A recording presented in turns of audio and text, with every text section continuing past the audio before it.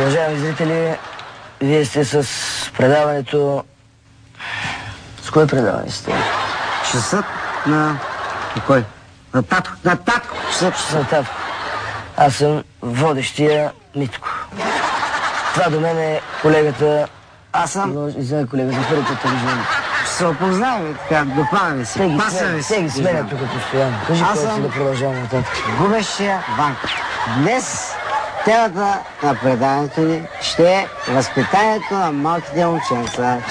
Тихо е. Кеш. Поканили сме един обикновен българин, който ще ни покаже на какви ценности учи своето момченце. Слушай! Сега сте ви. Това е малкият сладък Гошко и големият Георги. Баща му, Дик Джордж.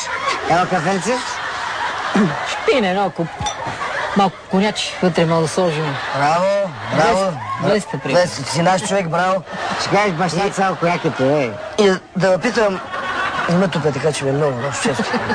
И сега, на какво го учите той малкият келеш? Някакви песнички, знаеш ли нещо, не? Знае, разбира се. Гоше певе, тате. Изпее на съдята, съдята, съдята. Браво! Не, чакай сега, защото ще кажеш някой глупост. Браво! Сега ще кажеш, че е гей. Той не... Удрай го, той не е гей. Той е съдята, е чист Много будно това е, ще стане човек, да знаеш. Гошко, сръчи се за момент. Кажи, мой кълче, ти отстъпваш ли място на възрастните хора в трамвая? Не. Колега, много хубаво. И що е, мой кълче, що не отстъпваш? Някой стара баба? И като толкова стара, що е тръгнала да се мета из трамваите, бе. Това прави. Спри се, бе, Келеш, спри се, виж, че ме е лош. Стига се. Стига, къв се правиш, бе? Детето е хубаво. От друга страна, колега разсъждава добре. Хубаво, на някой маци, ако дойде, няма ли да му отстъпиш? Не. Що? Що? Ще не карам да дойде седне в мене, бе. Браво, колега, хубаво. Добре, браво, пич. Ти за мен пич. Много добре си възпитал. Хубаво възпитание, явно има линия, така. Аз сам съм мечтал за подобно възпитание, не успяха родителите. Ще стане човек от него. Според мен нищо не трябва да се крие от децата. Децата трябва да знаят всичко. Така ли? Така е. Каквото да кажеш на мен не се. Това е моя мисъл, нито някой ми е предал, нито да кажеш, че нещо. На какво друго си го научил той те?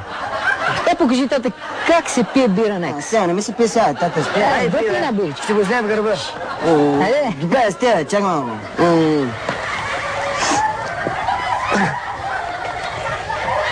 Браво, бе. Браво! Виж, значи, колега, виж какво поколение расте. Невероятно. Искаш да кажеш нещо моето момче, защото вече трябва да си ходите, защото често към много ми е лош. Тук пуши ли сега? Да не чуем глупости. Но смоки. Колега, дай на цигара. Тате, Кажи те. отивам въка да изпуша една цигара. И след това. Стане човек. Прича на баща си преди. Обаче забелязвам, че много добре е възпитан. Ти си го възпитал? Така. Аз. Елата. Изцяло. Елата е възпитанието. Малък пък така... Нас не можаха така да възпитат. Помощно, че. Много добре възпитан съм, просто очарован съм. Нямам думи да ти опиша. Не може майката да възпитава едно дете. Детето трябва да се възпитава от баща. Имате ли нещо да казвате или вече се разделяте? Той майка се смета. Имате ценности, детето се разбира. смееш него? Значи, по-глупави гости, аз лично ти казвам, съмнявам в това спомен. Знаеш ги гости си имали? Знаеш какви диалози се получава? Сега ти, още път ми се върнеш, след като веднъж си излязъл, не виж, че дърписа, нито виждам камера. Пак на общи съм, колега. Може, я му вкара една, бе. Вижте, лайв сме, новините чакат. Как да ме гледаш? От тук ставам и отивам на новините. Питаш ли да не ме е лесно? Мене какво ме е лошо?